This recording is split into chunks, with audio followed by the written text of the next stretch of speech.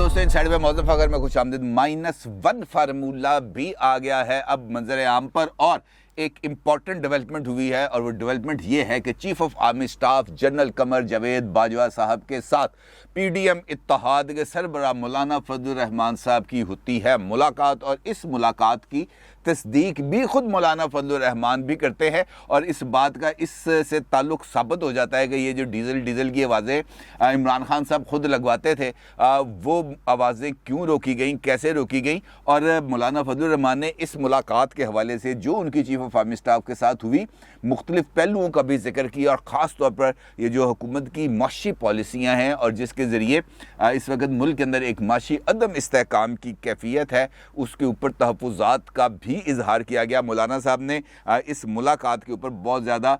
जो डिटेल के अंदर कुछ चीज़ें बताई हैं जो मैं आपके साथ शेयर करूँगा। -1 फार्मूले के ऊपर भी आपके साथ बात करूँगा। ये -1 फार्मूला आया कहाँ से, कौन कौन इस -1 फार्मूले के जो है रूह रवा हैं, पीटीआई के अंदर -1 फार्मूले को कौन लेके आगे चल रहा है, किस तरीके से इस पर डिबेट शुरू हुई है, और इसके ऊपर इमरान खान साहब का रद्द अमल क्या है, इस सारी सूरत हाल पर बात करूंगा आपसे। लेकिन उससे पहले बात करूंगा इलेक्शन कमीशन ऑफ पाकिस्तान की, क्योंकि इस वक्त बुनियादी तौर पर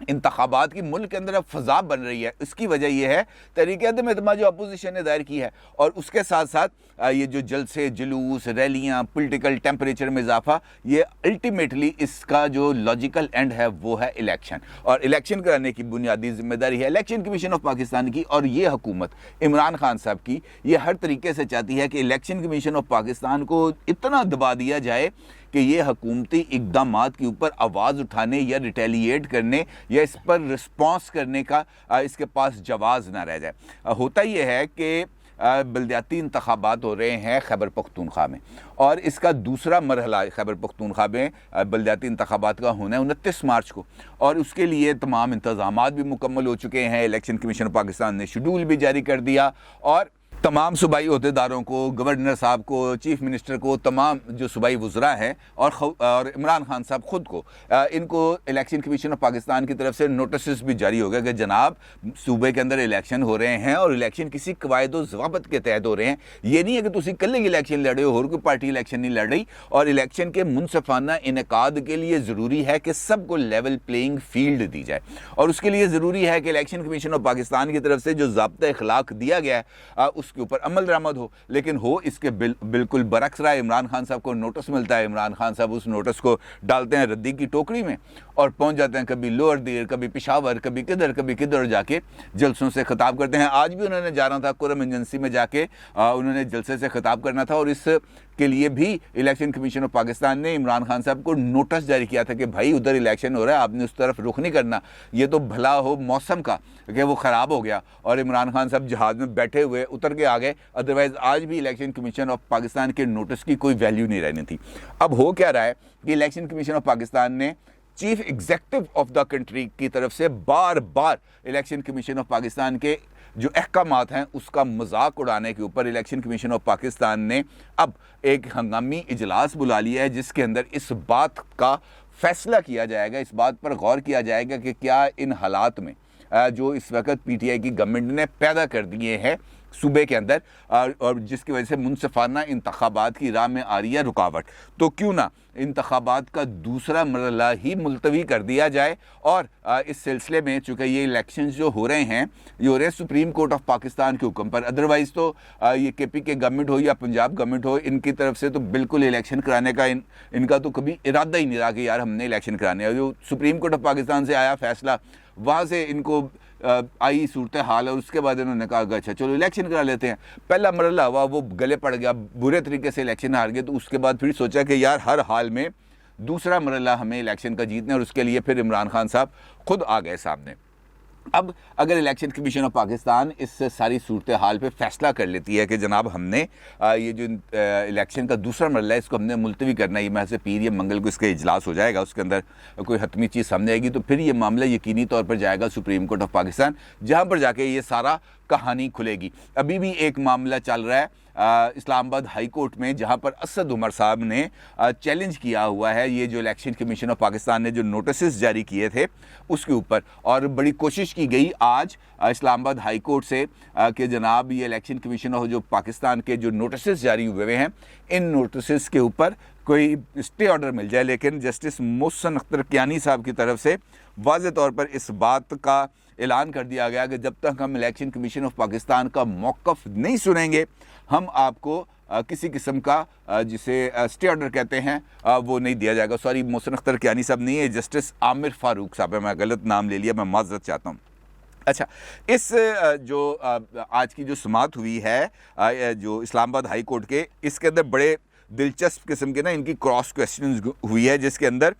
जो कहा गया दरख्वास्त गुजार के वकील का कि अरकान पार्लियामेंट की इंतखाबी मुहिम में शिरकत के लिए जो एक्ट है उसके अंदर तरमीम कर दी गई है, और इसके बाद ये इलेक्शन कमीशन ऑफ पाकिस्तान है ये वो नोटिस जारी करने का वो नहीं रह गया। अब सबके ऊपर पाबंदी ख़त्म कर दी गई है, हर कोई जा सकता है और जाकर वहाँ पर जल्द से जुलूस कर सकता है। जिस पर जस्टिस आमिर फ़ारूक का ये कहना है कि आइन का article 218 election commission of Pakistan को शफाफ इलेक्शन कराने का इख्तियार देता है। क्या ऑर्डिनेंस से तरमीम करके आइन में दिए गए इख्तियार को ख़त्म किया जा सकता है? अब ऑर्डिनेंस एक मेकशिफ्ट अरेंजमेंट है और उसका ताल्लुक यकीनी तौर पर कोई एक्ट ऑफ पार्लियामेंट भी बुनियादी तौर पर इलेक्शन कमीशन ऑफ पाकिस्तान को किसी किस्म के जो इख्तियार है उससे महरूम नहीं कर सकता। सिर्फ 2/3 अक्सरियत से मंजूर होने वाली जो तरमीम है वो इलेक्शन कमीशन के मामलात के अंदर कुछ थोड़ा सा उसको ऊपर नीचे कर सकते हैं, अदरवाइज़ इसके अंदर कोई गुंजाइश ही नहीं है। फिर वो ऑर्डिनेंस के हवाले से बात होने का जनाब तुसी ताड़ा तो काम ही है, जो दिल कर दो तुसी ऑर्डिनेंस जारी कर देंगे हो।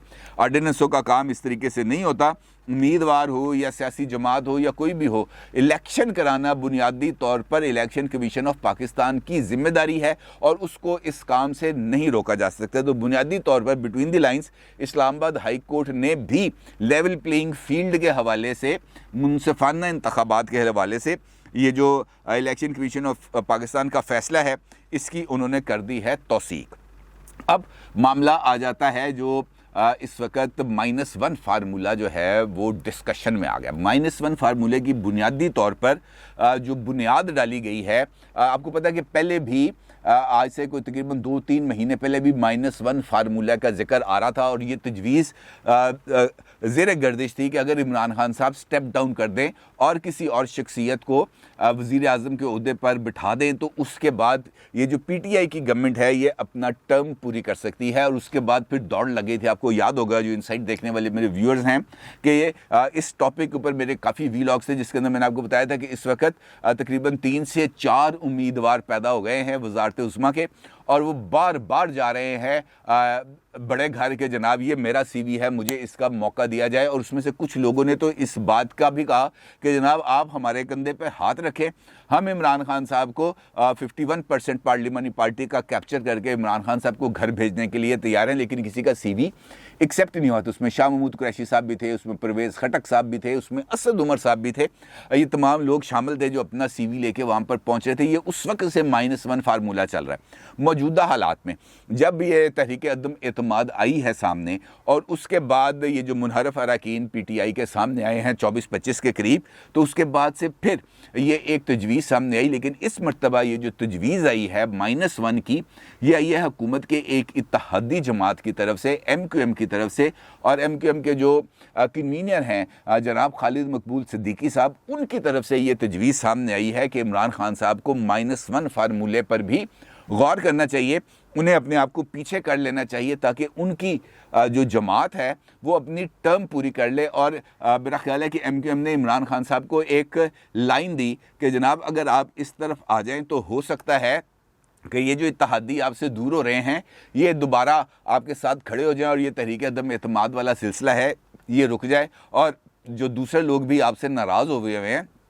उनकी भी ज़रा थोड़ा सा गुस्सा उतरेगा और आपकी जमात अपनी टर्म पूरी कर लेगी। आगे तो वज़ीर आज़म है, जिस तरह नवाज शरीफ साहब थे, नवाज शरीफ साहब पनामा केस के अंदर उतरे, इक़्तिदार से अलग हो गए, शायद खाकान अब्बासी साहब प्राइम मिनिस्टर ऑफ पाकिस्तान बन गए, लेकिन जो पीछे फैसला साज कुव्वत थी वो तो नवाज शरीफ साहब ही थी ना, और इसहाक डार साहब थे, नवाज शरीफ साहब थे, शहबाज शरीफ साहब थे। यही बुनियादी तौर पर इन्हीं के ज़रिए हुकूमत चल रही थी, इन्हीं की पॉलिसीज़ के ज़रिए हुकूमत चल रही थी। तो ये तजवीज़ उनको दी गई और इस तजवीज़ की जो तायीद है वो मुस्लिम लीग काफ के एक तरफ से भी की गई। तारिक बशीर चीमा साहब ने भी कहा कि हाँ ये -1 फार्मूला है, ये एक रास्ता है इमरान खान साहब के पास कि अगर इमरान खान साहब इस रास्ते पर चलें तो उनको कोई राह नजात मिल सकती है, उनकी कुछ मुश्किलात का हल हो सकता है और ये जो रूठे हुए हैं ये भी वापस आ सकते हैं और इसके साथ साथ ये जो नाराज़गी है ये भी दूर हो सकती है। अभी ये गुफ्तगू जारी थी कि इस सारी सूरत हाल के अंदर एक और टर्न आ गया। टर्न ये आ गया कि जो PTI पंजाब के अंदर जो नाराज़ अरकान के मुख्तलिफ ग्रुप बने, आपको पता है कि तरीन ग्रुप भी यहाँ पे है, अलीम खान ग्रुप भी यहाँ पे है, गज़नफ़र अब्बास छीना ग्रुप भी सामने है और अब तो ख़ुद जो उस्मान बुज़दार साहब हैं इनकी तरफ से भी को 8-10 MPs का एक ग्रुप उन्होंने बनाया है, जिसके अंदर उन्होंने ये जो मुस्लिम लीग नून के MPs हैं, जलील शरकपुरी, गयासुद्दीन जाबाज वगैरह, इनको भी इसमें उन्होंने शामिल किया हुआ। अब यहाँ पर एक डेडलाइन दे दी गई इमरान खान साहब को कि जनाब ये जो पीर आ रहा है, कमिंग पीर, इस वक्त तक पीर तक अगर उस्मान बुज़दार साहब से इस्तीफ़ा ना लिया गया या उन्होंने इस्तीफ़ा ना दिया तो फिर उसके बाद आपने हमसे कोई गिला नहीं करना और उसके बाद फिर हम अपना फ़ैसला करने में आज़ाद हैं, चाहे हम उस्मान बुज़दार साहब के ख़िलाफ़ तरीक़े अदम एतमाद पेश करें या हम सिंध हाउस मुंतकिल हो जाएं, ये हमारा डिसीजन होगा, फिर आपने इसके ऊपर कोई गिला नहीं करना। अब उस्मान बुज़दार साहब आपको पता है वो इमरान खान साहब की कमज़ोरी बन चुके हैं, वो तो कहते हैं कि मैं जाऊँगा तो उस्मान बुज़दार जाएगा या उस्मान बुज़दार जाएगा तो मैं जाऊँगा। ये उनको पैगाम, ये उनको बता दिया गया है उनके रूहानी पेशवाओं की तरफ से कि जनाब ये इससे आपने किसी सूरत पीछे नहीं हटना, इस सूरत हाल से डिविएट किया तो आपका इक़्तिदार जा रहा है जो वैसे ही जाता हुआ नज़र आ रहा है। अब इस -1 फार्मूले को लेकर एक डिबेट शुरू होगी PTI के अपने सर्कल्स के अंदर, क्योंकि ये -1 नहीं है, इनफैक्ट ये -all फार्मूला है। इमरान खान साहब गए तो इसका मतलब यह है कि उनकी पार्टी में उनके पीछे और कोई है नहीं और इमरान खान साहब इस बात को समझते हैं। हत्ता कि आज बनी गाला के अंदर PTI की सियासी कमेटी का भी इजलास हुआ और वहाँ पर दीगर अमूर के साथ ये -1 फार्मूले के ऊपर भी अब बात की गई। उन्होंने कहा जनाब ये PTI के अंदर इस वक्त ये वाली गुफ्तगू चल रही है कि इमरान खान साहब को माइनस कर दिया जाए तो इक़्तिदार को बचाया जा सकता है। अब तुम इमरान खान को कहोगे यार तो इक़्तिदार तो हट जाते, मामला बच जाएंगे, तो इमरान खान कहेगा कि जनाब मैंने पीछे हटना। उन्होंने कहा ना नहीं, मैं तो मौजूद हूँ, मेरी कुर्सी बड़ी मजबूत है, मैं पीछे नहीं हटूंगा। उन्होंने कहा जनाब मैं पीछे नहीं हटूंगा, मुकाबला करेंगे, डट के मुकाबला करेंगे, किसी सूरत कोई कंप्रोमाइज़ नहीं होगा। ये जो लोगों ने अपनी वफादारियाँ तब्दील की हैं, बुरे को मैं घर तक छोड़ के आऊँगा, इन लोगों का घेराव किया जाए, इन लोगों के घरों के बाहर मुजाहरे किए जाएँ। जिसके बाद फिर मुजाहरे शुरू हो गए। राजा रियाज के ख़िलाफ़ फैसलाबाद में हुआ, वो जो वजीहा इकराम साहिबा हैं जो PTI की रुकन MNA हैं, उनके लाहौर में उनके घर के सामने मुजाहरा हुआ। सिंध हाउस में भी चंद लोग गए, वहाँ पर भी जाके उन्होंने सिंध हाउस के गेट के बाहर PTI के लोगों ने मुजाहरा किया। तो ये एक एक्टिविटी इस हवाले से शुरू हो चुकी है। लेकिन इमरान खान साहब ने अपनी पार्टी के इक़्तिदार को अपने साथ ही मशरूत रखा। उन्होंने कहा जी मैं नहीं तो मेरी पार्टी नहीं, मेरी पार्टी नहीं तो मैं नहीं, मैं अपने अलावा किसी और को वज़ीर आज़म नहीं बनाऊंगा, क्योंकि उनको पता है कि अगर किसी और को वज़ीर आज़म बनाया तो फिर ये मामला हाईजैक हो जाएगा और इससे पीछे फिर वो हटने के लिए उनके पास जो गुंजाइशें हैं वो बिल्कुल ख़त्म हो जाएंगी। अब इस सारी सिनेरियो के अंदर ये जो मुलाकात है मौलाना फजलुर रहमान की चीफ़ ऑफ आर्मी स्टाफ के साथ, ये बहुत ज़्यादा इंपॉर्टेंट है। इसका इंकशाफ मौलाना फजलुर रहमान साहब ने ख़ुद किया है। नदीम मलिक साहब जो समा TV के एक एंकर हैं उनके शो में, और उनका ये कहना है कि मेरी आर्मी चीफ से मुलाकात हुई, जनरल बाजवा को माशी बदहाली से आगाह किया, वो मेरे तहफ़्फ़ुज़ात से मुत्तफ़िक़ हैं। वाज़ेह नज़र आ रहा है कि इस्टेब्लिशमेंट न्यूट्रल है, अगर इस्टेब्लिशमेंट का दबाव होता तो नौबत यहाँ तक ना पहुँचती। एक पेज की अपनी अपनी तशरीह है, मेरे ताल्लुकात ऐसे नहीं कि तबसरा कर सकूं। अगर कोई अलहदगी में बात करता है या अलहदगी में कुछ गुफ्तगू होती है तो वो दोनों लोगों के ही दरमियान है। उस गुफ्तगू की मज़ीद डिटेल मौलाना साहब ने कहा कि ये मैं आपको नहीं बताऊँगा। अलबत्ता ये बात ज़रूर है कि मुलाकात हुई है और जो मौलाना साहब के जो तहफ़्फ़ुज़ात थे वो chief of army staff general Qamar Javed Bajwa साहब ने सुने। अब अगर इस बात को हम एक तरफ रखें और उसके बाद इस मुलाकात के अंदर जो आउटकम है वो उसको अगर हम